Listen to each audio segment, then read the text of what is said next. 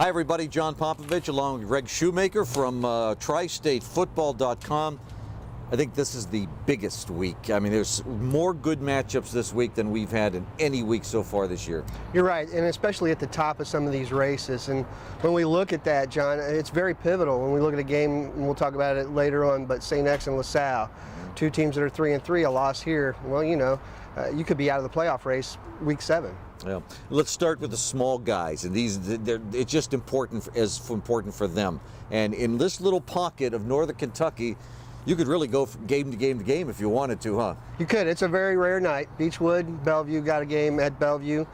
Dayton is hosting Ludlow, and Newcath at Newport Stadium. So you're right. You could hop on your bike at one and go bike back and forth and see each game in each half. It's a pretty interesting night. Let's first start with the Newcath at Newport game. Both of them, play out of their league to begin with, and so they get batted around a little bit. Then all of a sudden they start adjusting and do better then.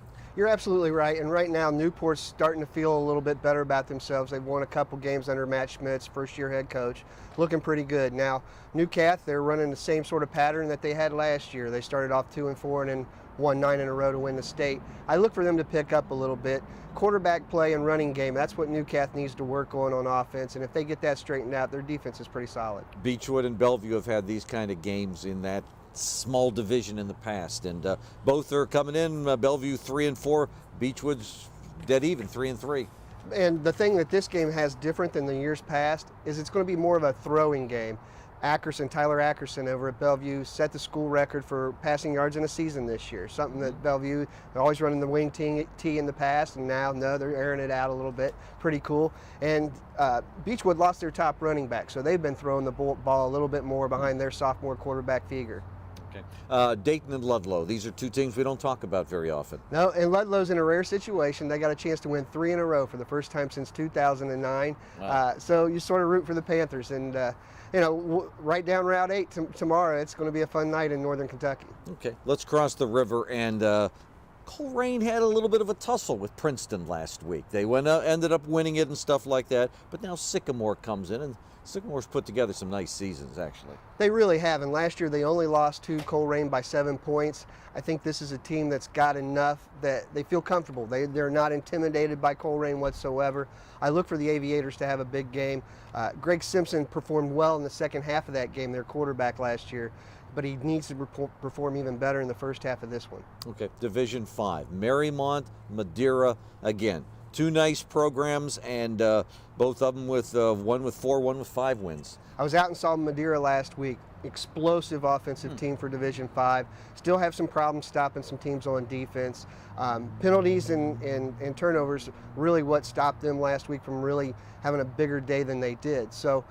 Explosive as a running team or passing team? Both, a little bit of both. Jules Emerson, the running back, ran for over 200 yards last week, and wide receiver Grant Hopwell had 200-plus yards receiving. So they were putting the ball up all over the field. They just fumbled a lot. But Marymount's got a good defense. They went after Taylor and won 10-7 last week, and I sort of look for more of a low-scoring affair in this one. Okay. Every week we look at Fairfield and we go, okay, they still haven't lost. Are they for real or something like that? But now they're sitting at 6-0, and Lakota West, another chance to take a step.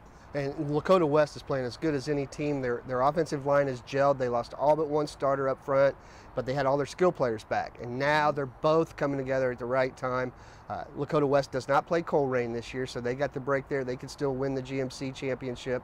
And right now, you've got Fairfield's got Lakota West this week and Sycamore next. So they're really going to tell a lot about what they're made of. And I'm still like you. I'm not sure if I'm totally believing or not, but they're 6-0. Either way, he has that program, which was once a great program, once a state champion program. He at least has them going in the right direction. You're right. It's a sleeping giant sort of program over there. There's no doubt they get numbers with kids.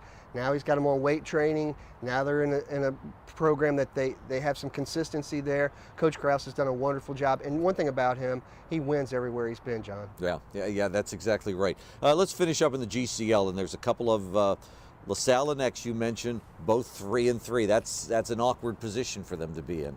It really is. And the thing about this is St. X has just had a hard time getting their offense all together, especially up front on their line. Quarterback Nick Tensing has had the run. He's had a few more interceptions than normal. And talk about interceptions on the other side of the ball. Nick Watson, the quarterback at LaSalle, has thrown 7 in the last 3 weeks, and LaSalle's lost all 3 of those ball games by 6, 3, and 3 points. Okay, so Elder got by St. X last week, and now they host Moeller coming in. And that, Frank, that's the big game of the night. It is the big game, and one of those big monkeys off of Coach Ramsey's back last week. He had never beaten Steve Specht at St. Xavier Tom Balavan Field, so that's a big victory for him. And the other thing that's really good for Elder right now is quarterback play of his son, Peyton Ramsey. 200 yards passing last week, only a sophomore, and the more people I've talked to, the more they say, this kid looks like he's the real deal moving forward, good size, everything about him. He's going to have to play well because running back Chris Schroyer got hurt a couple weeks ago. Bad ankle. Since he's returned, he's only averaging 2.5 yards on 58 carries. So they're going to need a good balance to beat Moeller. The pit will be rocking, won't it? Yes, it will. Good deal. He's Greg Shoemaker from TriStateFootball.com. I'm John Popovich. Enjoy your Friday night. A lot of great games out there.